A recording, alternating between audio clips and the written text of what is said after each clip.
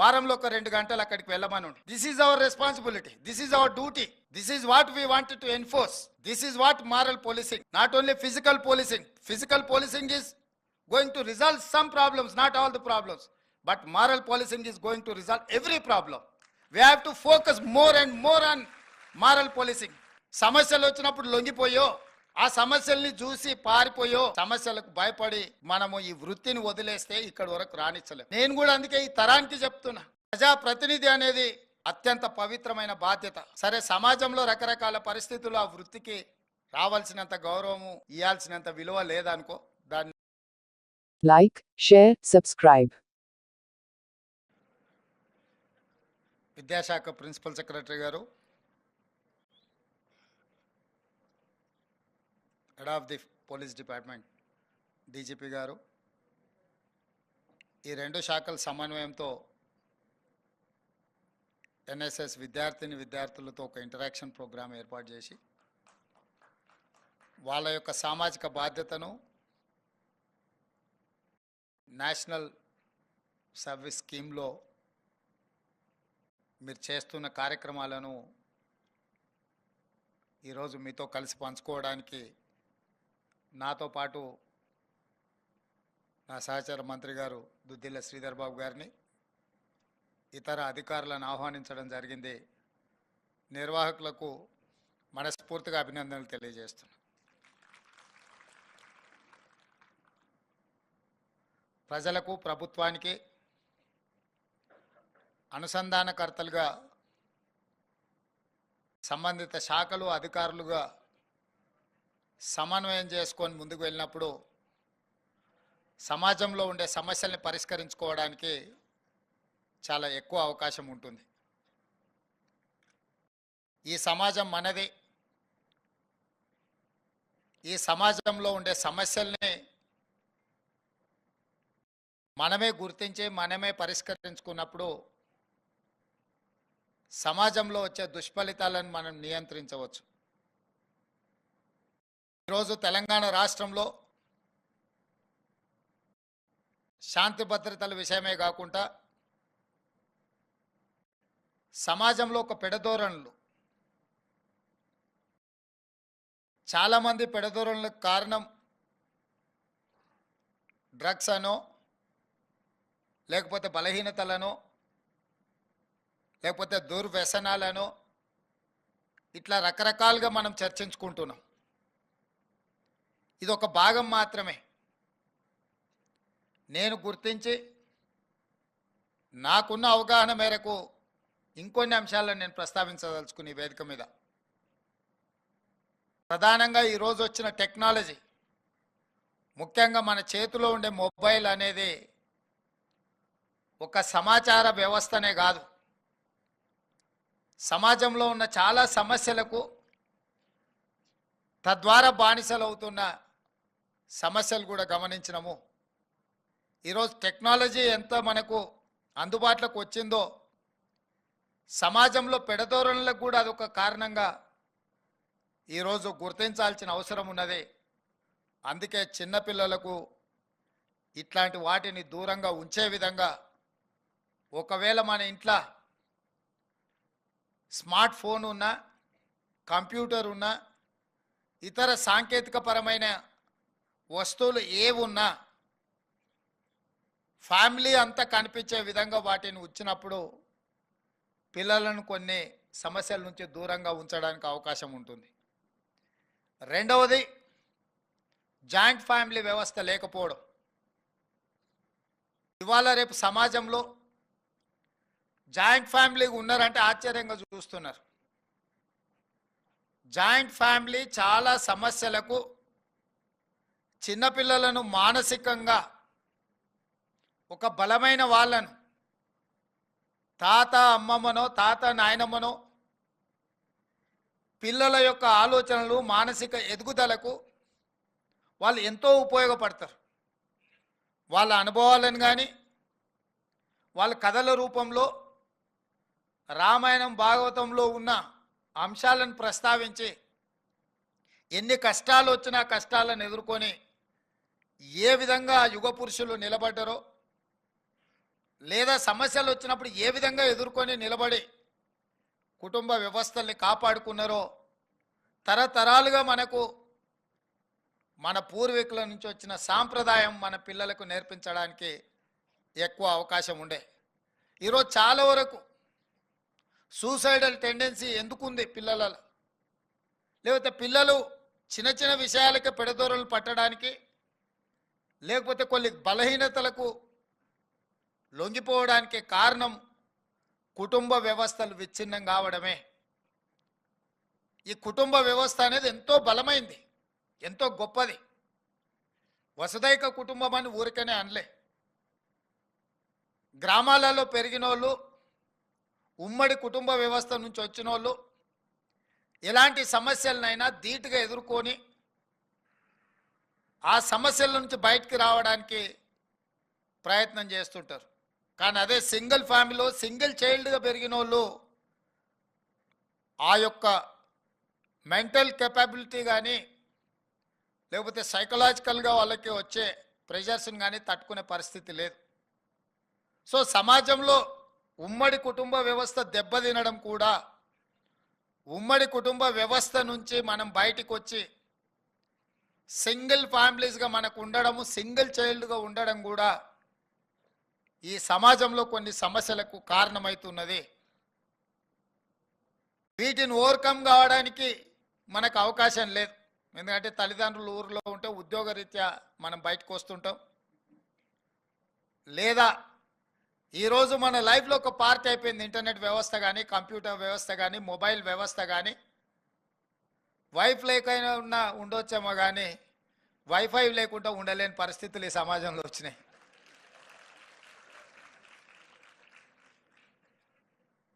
So వీటిని avoid చేయలేనప్పుడు, వీటి నుంచి దూరంగా ఉండలేనప్పుడు, ఇట్లా ఉన్నా కూడా మనము మన వ్యవస్థని, మన సాంప్రదాయాలను కాపాడుకుంటూనే మన పిల్లల్ని మనం మానసికంగా సంసిద్ధులను చేయాల్సిన అవసరం ఉంది. మన పిల్లలు ఎవరు? వీళ్ళే. ఇప్పుడు ఎన్ఎస్ఎస్లో ఇంతమంది వేలాది మంది పిల్లలు జాయిన్ అయినారంటే వీళ్ళందరూ ఎవరు? మన పిల్లలే, మన కుటుంబ సభ్యులు. వాళ్ళకి సోషల్ రెస్పాన్సిబిలిటీ, సోషల్ పోలీసింగ్ కానీ, మారల్ పోలీసింగ్ కానీ, కమ్యూనిటీ పోలీసింగ్ కానీ మనం వాళ్ళకి నేర్పించాల్సిన అవసరం ఉన్నది. ఈరోజు ఎవరికి తీరిక లేదు. పేరెంట్స్ ఉద్యోగాలలో ఉన్నారనుకోండి, వీళ్ళని స్కూల్కి పంపించేదానికి తయారు చేసి ఈ లోపల వాళ్ళ ఉద్యోగ బాధ్యతలలో మదర్ అండ్ ఫాదర్ ఇద్దరు వెళ్ళిపోయినప్పుడు పిల్లలు స్కూల్ నుంచి తొందరగా వస్తే పక్కింట్లో వ్యవస్థ ఇవాళ రేపు కల్చర్ మారిపోయి ఆ పక్కింట్లో ఎవరున్నారో ఈ పక్కింట్లో ఎవరున్నారో తెలియని వ్యవస్థ, గ్రామీణ వ్యవస్థ దెబ్బతిన్న తర్వాత పిల్లలకి ఏం చేయాలనో అర్థం కానప్పుడు ఇట్లాంటి వాటితోని ఉత్సుకత మొదలై బలహీనతగా మారుతుంది. ఇక్కడే నిజంగా ఎడ్యుకేషన్ డిపార్ట్మెంట్ కానీ, పోలీస్ డిపార్ట్మెంట్ కానీ, పొలిటికల్ వ్యవస్థ కానీ బాధ్యత తీసుకొని ఒక అవేర్నెస్ ప్రోగ్రాంలను తీసుకెళ్లాల్సిన అవసరం ఉన్నది. అందులో భాగంగానే ఈరోజు మనం ఈ కార్యక్రమాన్ని తీసుకోవడం జరిగింది. అందుకే ఈరోజు నేను ఎన్ఎస్ఎస్ విద్యార్థులకు ఈ సామాజిక బాధ్యతను, ఈ సమాజంలో వస్తున్న తీవ్రమైన పరిణామాలు, కొన్ని దేశాలల్లో more than 60% population drug addict అయిపోయి ఆ దేశంలో కొన్ని డ్రగ్స్ కన్జ్యూమ్ చేసే వాళ్ళని శిక్షించడమే మానేశారు. ఎందుకంటే బయట ఉండే జనాభా కంటే జైళ్ళలో ఎక్కువ జనాభా ఉండే పరిస్థితి వచ్చింది కాబట్టి ఆ దేశం కంట్రోల్ చేయలేక ఇంకా వదిలేసింది. ఉండేవాడే ఉంటాడు, పోయేవాడు పోతాడు అన్నట్టుగా దైవాధీనానికి వదిలేసి.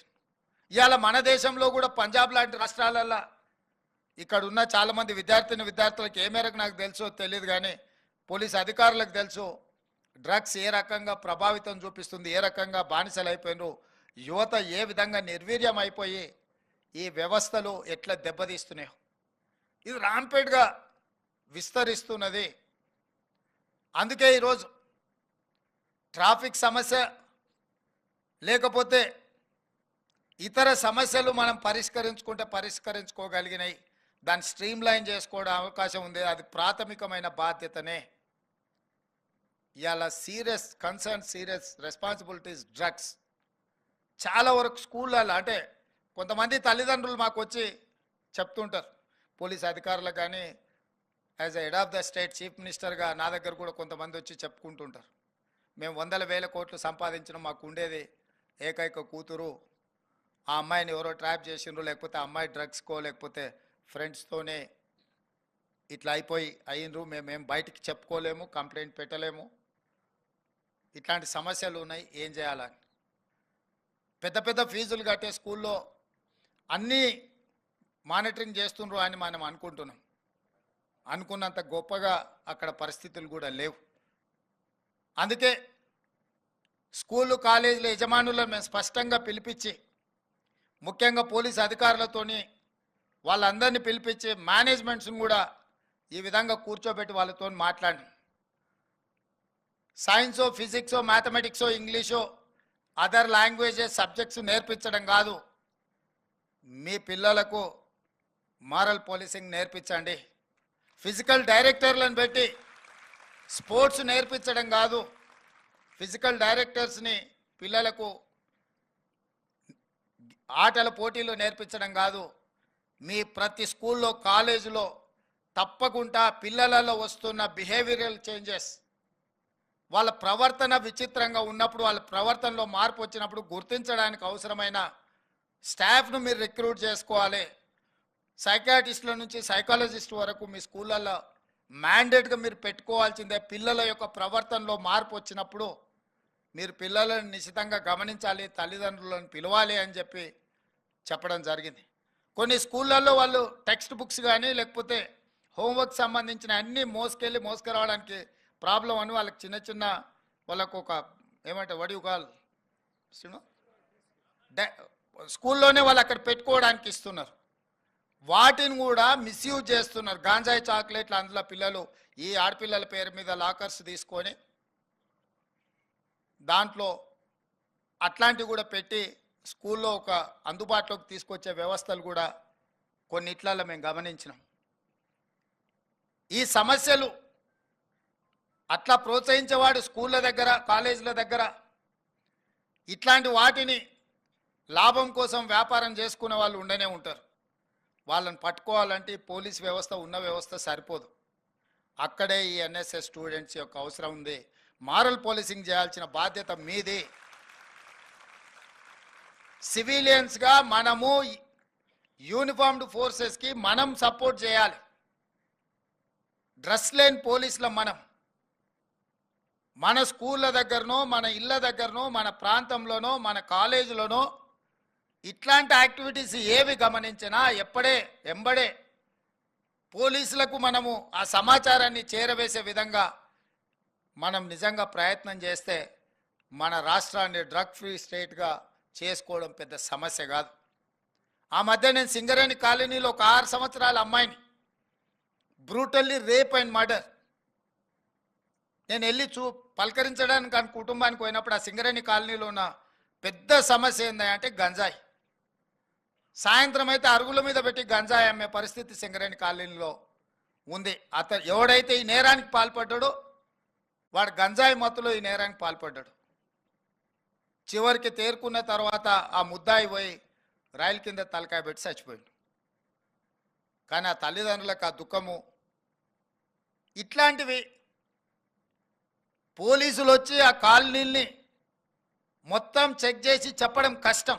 కానీ అక్కడ మీలాంటి ఎన్ఎస్ఎస్ విద్యార్థులు ఆ ప్రాంతంలో ఉంటే పోలీసులకు ఆ సమాచారాన్ని చేరవేస్తే తప్పకుండా ఏరియానే కంప్లీట్గా నిర్బంధించి మొత్తం వాటి అన్నిటిని కూడా మనం నిషేధించడానికి నిర్మూలించడానికి అవకాశం ఉంటుంది. అందుకే ఈరోజు మీ అందరినీ కలిసి మన రాష్ట్రంలో ఇతర దేశాల నుంచి చదువుకోవడానికి వస్తున్న విద్యార్థులు కొంతమంది టాంజానియా, కెన్యా ఇట్లాంటి కొన్ని దేశాల నుంచి, అందరని నేను అనను, ఆయా ప్రాంతాల నుంచి వచ్చిన వాళ్ళు కూడా ఈ డ్రగ్స్ రిలేటెడ్ ఇష్యూస్లో పాల్గొంటున్నారు. పక్క రాష్ట్రాల నుంచి, పక్క దేశాల నుంచి పక్క రాష్ట్రాలకు వస్తున్నాయి. పక్క రాష్ట్రాల నుంచి మన రాష్ట్రానికి వస్తుంది. మన రాష్ట్రంలో వినియోగదారులు పెరిగిపోతున్నారు. మన రాష్ట్రంలో ఉత్పత్తి తక్కువ కానీ వినియోగం పెరుగుకుంటూ పోతుంది. వీటన్నిటిని కూడా నియంత్రించాలన్న ఆలోచనతోనే ఒక ప్రత్యేకమైన వ్యవస్థనే ఏర్పాటు చేసింది Telangana government. That is Telangana anti narcotics bureau. ఒక డీజీపీ ఆఫీసర్ని, దాదాపు ఒక 400 మంది అధికారులను అన్ని రకాలుగా ఎంపవర్ చేసి ఎన్ఫోర్స్ చేయాలని నిర్ణయం తీసుకొని వాళ్ళకి సర్వ అధికారాలు ఇచ్చి అన్ని రకాలుగా వాళ్ళ మీద యుద్ధమే ప్రకటించినాము. ఆ యుద్ధంలో పోలీసులే కాదు, ఎన్ఎస్ఎస్ విద్యార్థులు కూడా భాగస్వాములు కావాలని రాష్ట్ర ముఖ్యమంత్రిగా మీ అన్నగా నేను పిలిపిస్తున్నా. ఈ రాష్ట్రం మనది. తెలంగాణ రాష్ట్రం ఉద్యమాలకు, సామాజిక సమస్యల మీద పోరాటాలకు వేదిక. ఒకనాడు తెలంగాణ అంటే ఉస్మానియా కాకతీయ యూనివర్సిటీలు సమాజంలో ఉన్న సమస్యల మీద చదువుకోవడమే కాదు, చదువుతో పాటు పోరాటాలు చేసిన చరిత్ర మనకున్నది. ఆ చరిత్రనే తెలంగాణ రాష్ట్రాన్ని సాధించి పెట్టింది. ఎప్పుడు ఈ సమాజంలో రైతులకు సమస్యలు వచ్చినా, విద్యార్థులకు సమస్యలు వచ్చినా, మహిళలకు సమస్యలు వచ్చినా మొట్టమొదట ఈ సమాజంలో సామాజిక బాధ్యతను వ్యవహరించింది విద్యార్థులు, ఉస్మానియా కాకతీయ యూనివర్సిటీలు. ఇవాళ కాలేజీలల్లో, యూనివర్సిటీలలో చదువుకున్న విద్యార్థులే గంజాయి మత్తుకో, డ్రగ్స్ మహమ్మారికి బానిసలైతే మన భవిష్యత్తు ఎట్లుంటుందో మీరు ఆలోచన చెయ్యండి. ఏ విద్యార్థుల పోరాటాలతో ఈ రాష్ట్రం వచ్చిందో, తెచ్చుకున్న రాష్ట్రం మీ కళ్ళ ముందల్నే గంజాయి బానిసలుగా మారి ఉద్యమ స్ఫూర్తిని కోల్పోయి సామాజిక బాధ్యతను మర్చిపోయి ఈ సమాజం ఏమైతేముంది, నేను గంజాయి మత్తులోనో డ్రగ్స్ మత్తులోనో జోగుతా అని అంటే అది మనకు మంచి చేయలేదు. ఈ సమాజం మనది. ఇవాళ పక్కింట్ల పిల్లోడికి వచ్చి ఉండొచ్చు, రేపు మన ఇంట్లోకి రాదని గ్యారంటీ లేదు. ఇవాళ మనకు హోదా ఉండి ఈ హోదాతోని అన్ని హంగు ఆర్భాటాలు ఉండొచ్చు. మన తర్వాతి తరాలకు ఈ హోదాలు మనం బదిలీ చేయకపోవచ్చు. మనం సంపాదించిన ఆస్తి బదిలీ చేయొచ్చు. హోదా లేనప్పుడు మనం ఇచ్చిందైనా వాళ్ళు కాపాడుకోవాలంటే వాళ్ళకు ఒక రక్షణ ఉండాలి. ఈ సమాజంలో ఈ వ్యవస్థల్ని బలోపేతం చేయాల్సిన అవసరం ఉంది. అందుకే ఈరోజు కేరళలో ఇంతకుముందే మా అధికారులు చెప్తున్నారు, నేషనల్ పోలీస్ సర్వీస్ అని, ఎన్ఎస్ఎస్ ఎట్లనో పోలీసింగ్ సర్వీస్ కూడా, అంటే విద్యార్థులను పోలీసింగ్ చేసేటట్టు కూడా కాలేజీలలోనే వాళ్ళని ఎంపవర్ చేసి వాళ్ళకు ఒక బాధ్యత ఇచ్చి వాళ్ళకి ఆ ట్రైనింగ్ ఇచ్చే విధానాన్ని కేరళలో తీసుకొచ్చిన చాలా సక్సెస్ఫుల్ మోడల్ అని ఇంతకుముందే మా అధికారులు చెప్తున్నారు. నేను మా డీజీపీ గారికి సూచన చేస్తున్నా, మీరు అన్ని జిల్లాల ఎస్పీలను పిలిచి మాట్లాడండి. ఆల్ ఇంటర్మీడియట్ డిగ్రీ కాలేజెస్లో మ్యాండేట్గా ఆ జిల్లా ఎస్పీలు పోలీసింగ్ సిస్టమ్ని ఎస్టాబ్లిష్ చేసి వీక్లీ వన్స్ ఈ ఎస్పీలు పోయి అక్కడికి వెళ్ళి వాళ్ళతో ఇంటరాక్ట్ అయ్యి ట్రైనింగ్ ఇచ్చి వాళ్ళను ఒక బాధ్యత గల పౌరుడిగా, సామాజిక స్పృహ ఉన్న పౌరులుగా తీర్చిదిద్దాల్సిన అవసరం ఉన్నది. ఈ సమాజానికి ఐఏఎస్లు, ఐపీఎస్లు role models. Unfortunately political role models తగ్గిపోయినారు రకరకాల కారణాల చేత. కానీ ఇప్పటికీ మనకు ఐఏఎస్, ఐపీఎస్ల మీద ఇంకా మన పిల్లలకు, మన సమాజానికి ఒక గౌరవం ఉన్నది, మర్యాద ఉన్నది. మనం ఆ బాధ్యతను తప్పకుండా నెరవేర్చాలి.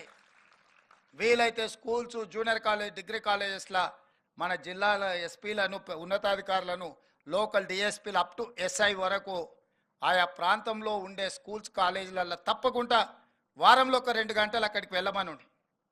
This is our responsibility, this is our duty, this is what we wanted to enforce, this is what moral policing. Not only physical policing is going to resolve some problems, not all the problems, but moral policing is going to resolve every problem. We have to focus more and more on moral policing. ఖచ్చితంగా police అధికారులకు, కలెక్టర్లకు ఎట్లయితే నేను ఆదేశాలు ఇచ్చినో schools, కాలేజెస్తో పాటు hospitals, అంగన్వాడీలు, agriculture ఫీల్డ్స్ను మ్యాండేట్గా inspect చేయండి. వాళ్ళ సర్వీస్ బుక్కులలో ఎవ్రీ మంత్ వాళ్ళ సర్వీస్ రికార్డ్స్లో నోట్ చేయండి అని చెప్పినో, మీ పోలీస్ అధికారులు కూడా వాళ్ళ ప్రమోషన్స్కి వచ్చినప్పుడు ఇట్లాంటి మారల్ పాలిసింగ్ చేసిన అధికారులకు కొన్ని మార్కులు ఎక్స్ట్రా ఇవ్వండి. దాంతో వాళ్ళు ఈ సమాజంలో ఒక అవసరమైన చైతన్యాన్ని తీసుకొస్తారు. అన్ని స్కూళ్ళలో, కాలేజీలలో కూడా మనం ఎన్ఎస్ఎస్ని ఇంప్లిమెంట్ చేసే విధంగా, వాళ్ళకి ఆ స్పిరిట్ని ఇచ్చే విధంగా ఎందుకంటే ఈ స్టేట్లో స్పోర్ట్స్ని ఎంకరేజ్ చేయాలని నేను అనుకుంటున్నా. స్పోర్ట్స్ అనేది నిర్వీర్యం అయిపోయింది. గేమ్స్ అండ్ స్పోర్ట్స్ ప్రతి అసెంబ్లీ కాన్స్టిట్యున్సీలో ఒక బెస్ట్ మోడల్ స్టేడియంని కట్టాలని మా ప్రభుత్వం నిర్ణయం తీసుకున్నది. రాబోయే రోజుల్లో క్రీడాకారులను ప్రోత్సహించే విధంగా, క్రీడాకారులకు ఉద్యోగ ఉపాధి అవకాశాలు దొరికే విధంగా నిర్ణయాలు తీసుకోవాలనుకుంటున్నాం. చదువుకుంటే ఉద్యోగం వచ్చినా రాకపోయినా క్రీడాకారులుగా రాణిస్తే మాత్రం గ్యారెంటీగా ఉద్యోగం వస్తుంది. మీరు చాలా మందిని చూడండి, ఉద్యోగాలతో పాటు నేను నిన్ననే క్రికెటర్ సిరాజ్కి ఇంటి స్థలంతో పాటు గ్రూప్ 1 ఉద్యోగం ఇస్తా అని చెప్పిన. అంతకుముందు నిఖత్ జరీన్ బాక్సర్కి Nizamabad poorest of the poor background family, parents పెద్ద చదువుకున్న వాళ్ళు కూడా కాదు. ఆ అమ్మాయి బాక్సింగ్లో రాణించడంతో అన్ని రూల్స్ రిలాక్స్ చేసి ఇప్పుడు ఆ అమ్మాయికి డిఎస్పీ ఉద్యోగం ఇస్తున్నాం. 2 కోట్ల రూపాయల అమ్మాయికి నగదు బహుమతి ఇచ్చింది రాష్ట్ర ప్రభుత్వం. మనమెందుకు నిఖత్ జరీన్లము, మనమెందుకు సిరాజులం కాలేము? మీరెందుకు రేవంత్ రెడ్డిలు కాకూడదు?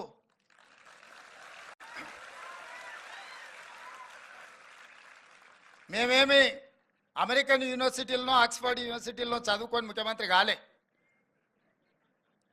జెడ్పీహెచ్ఎస్, జిల్లా పరిషత్ హై స్కూల్, గవర్నమెంట్ స్కూల్లో చదువుకొని నల్లమల్ల అడవులో ఒక మారుమూల గ్రామం నుంచి సొంత ఊర్లో 5వ తరగతి వరకు చదువుకొని 6 కిలోమీటర్లు నడుచుకుంటూ పోయి హై స్కూల్ చదువుకొని అక్కడి నుంచి ప్రభుత్వ జూనియర్ కాలేజీలో చదువుకొని డిగ్రీ కంప్లీట్ చేసి ఒక పట్టుదలతోని ఫోకస్డ్గా పనిచేసినాం కాబట్టి ఈరోజు తెలంగాణ రాష్ట్రానికి ముఖ్యమంత్రి అయిన.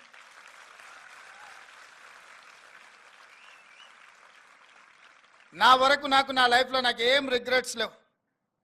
నా లైఫ్లో నేను అనుకున్న సాధించిన ఒక సాటిస్ఫాక్షన్ నాకు ఉన్నది. దీనికి నేనేం కార్పొరేట్ స్కూల్లో చదువుకోలేదు, లేకపోతే అమెరికన్ యూనివర్సిటీలను, ఆక్స్ఫర్డ్ యూనివర్సిటీలను నేను మాస్టర్స్ చేసి రాలే.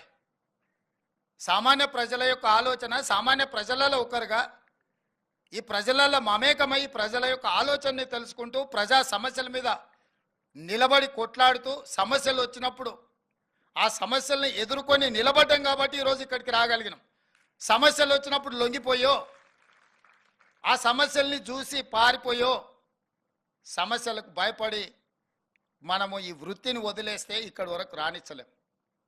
నేను కూడా అందుకే ఈ తరానికి చెప్తున్నా, ప్రజాప్రతినిధి అనేది అత్యంత పవిత్రమైన బాధ్యత. సరే, సమాజంలో రకరకాల పరిస్థితులు ఆ వృత్తికి రావాల్సినంత గౌరవము, ఇవ్వాల్సినంత విలువ లేదనుకో, దాన్ని రివైవ్ చేయాల్సిన బాధ్యత మా అందరి మీద ఉంది.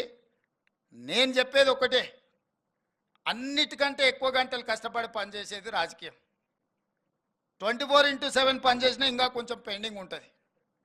కానీ కొంతమందికి ఎంబడే అవకాశాలు వస్తే కొంతమందికి అసలే రావు. నాకైతే ఎప్పుడు ఏది కావాలన్నా అది ఆటోమేటిక్గా అది అట్లా టైంకి వచ్చేసింది. ఇక్కడ ఉన్న శ్రీనివాస్ రెడ్డి గారు మా జిల్లా ఎస్పీగా ఉండే. వారు జిల్లా ఎస్పీగా ఉన్నప్పుడు నేను జిల్లా పరిషత్ మెంబర్, జడ్పీటీసీని. ఆ రోజు వారికి కూడా తెలియకపోయి ఉండొచ్చు, నేను జడ్పీటీసీ నుంచి నెక్స్ట్ ఎదుగానో వారికి కూడా తెలియకపోయి ఉండొచ్చు కదా. మా పోలీస్ స్టేషన్ వారు 60 కిలోమీటర్ల అవతలికి షిఫ్ట్ చేసింది. నేను ఏదో జడ్పీటీసీగా ఉండేనో మిడ్చల్ మండలంలో ఉండే పోలీస్ స్టేషను వేరే కారణం చేత 60 కిలోమీటర్ల దూరానికి మారుస్తే 3 బస్సులు మారి నేను ఆ పోలీస్ స్టేషన్కి చేరాలి. ఎవరైనా ఫిర్యాదు చేయాలంటే ఉదయం ఊర్లో బయలుదేరితే చీకటి వరకు స్టేషన్కి చేరుకుంటాం. ఆడ ఫిర్యాదు ఇచ్చి వెనకకు రావాలంటే రాత్రి వాళ్ళ పోలీస్ స్టేషన్లోనే పండుకోవాలి. ఒక రాత్రి పోలీస్ స్టేషన్లో ఎవడన్నా ఊరు నుంచి పోయి ఉంటే వాడిని ఎట్లా చూస్తారు ఊర్లో? ఆ సమస్యను తీసుకెళ్ళి వారికి వివరించిన, మీరు పోలీస్ స్టేషన్ తీసుకెళ్ళి బాలానగర్లో జడ్చర్ల అవతల పెట్టారు మిడ్జిల్ది. ఆ బాలానగర్కి పోవాలంటే 3 బస్సులు మారాలి. ఊర్లో నుంచి బయలుదేరితే 3 బస్సులు మారి పోలీస్ స్టేషన్కి పోయేవరకు అర్ధరాత్రి అవుతుంది. అర్ధరాత్రి పోలీస్ స్టేషన్లో వస్తే మీరు పోలీస్ స్టేషన్లో మంచిగా చూసుకున్న ఊరికి పోతే ఊరేమనుకుంటుంది. స్టేషన్ని మారవండి అని చెప్పి వారు ఎస్పీగా ఉన్నప్పుడు నేను ఒక రిప్రజెంటేషన్ ఇచ్చిన. వారు చేసిండ్రు ఆ పని, చేయలేదని నేను అంటలే.